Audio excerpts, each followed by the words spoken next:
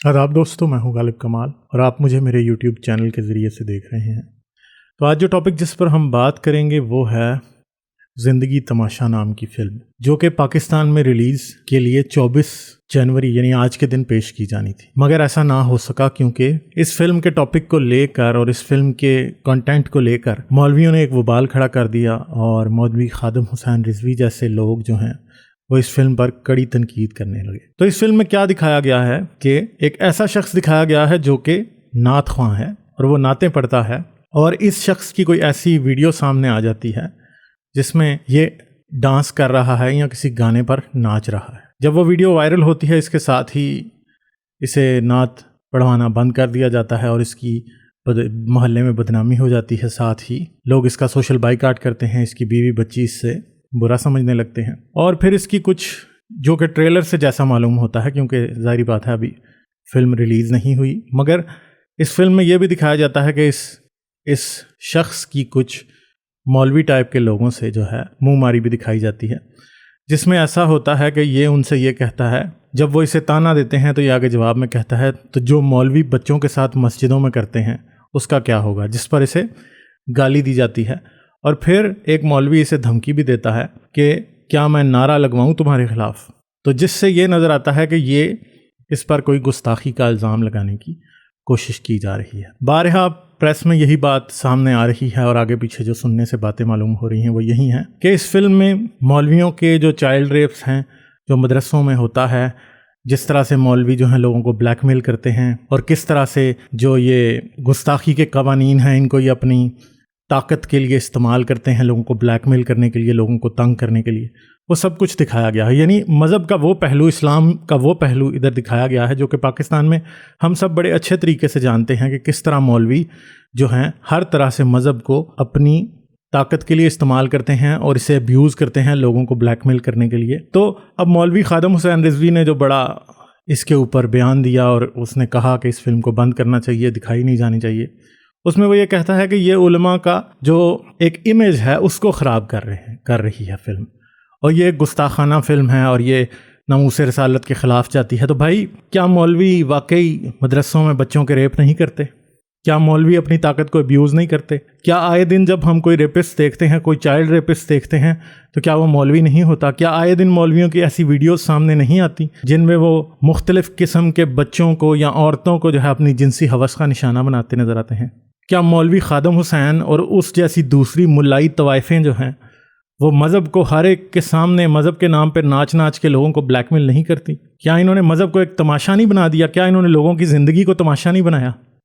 तो क्या अगर ज़िंदगी तमाशा नाम की फ़िल्म सामने आ गई जिसमें मौलवियों के कुछ तमाशों को दिखाया गया और इनकी कोई हकीकत सामने आ गई, तो इसमें कौन सी बड़ी क़यामत आ गई?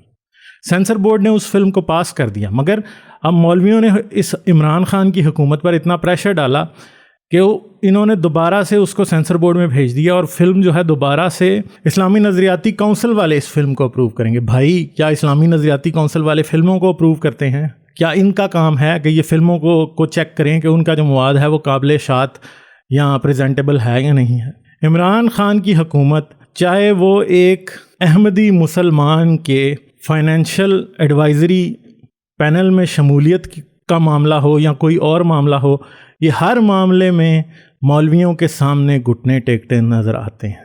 ये हर छोटी छोटी बात पर इन मौलवियों को सर पे बिठा लेते हैं। तो भाई, एक फ़िल्म है और ये फ़िल्म जो है ये मुआशरे की वो सच्चाइयाँ दिखा रही है जो कि हकीकतन इस मुआशरे में हो रहा है। ये कोई अनोखी बातें नहीं दिखाएगी ये फिल्म। पाकिस्तान में अगर शर्मीन उबैद चनाई ने एक फ़िल्म बनाई जो कि लड़कियों के चेहरों पर तेज़ाब फेंकने के मामलात उस फिल्म में दिखाए गए, वो फिल्म भी एक सियासी प्रोपेगेंडे का शिकार और मजहबी प्रोपेगेंडे का शिकार बन जाती है और उसको भी खिलाफ इस्लाम और पाकिस्तान की बेइज्जती करने वाली फ़िल्म करार दे दिया जाता है। भाई, उस औरत ने एक हकीकत दिखाई। जो चीज़ें हो रही हैं, क्या हम उन सब को सिर्फ इसलिए अंडर द कारपेट कर दें क्योंकि इनसे पाकिस्तान की बदनामी होती है? भाई, हकीकत से बदनामी कैसे होती है? हकीकत दिखाएंगे तो लोगों में अवेयरनेस क्रिएट होगी और लोग इन चीज़ों को ख़त्म करने की कोशिश करेंगे। तो हम कब तक बिल्ली को देख के कबूतर की तरह आंखें बंद करते रहेंगे? इस तरह की फ़िल्में ज़रूर बननी चाहिए, इस तरह के मामलात सामने आने चाहिए। आए रोज़ पाकिस्तान में बच्चे और बच्चियां मरते हैं,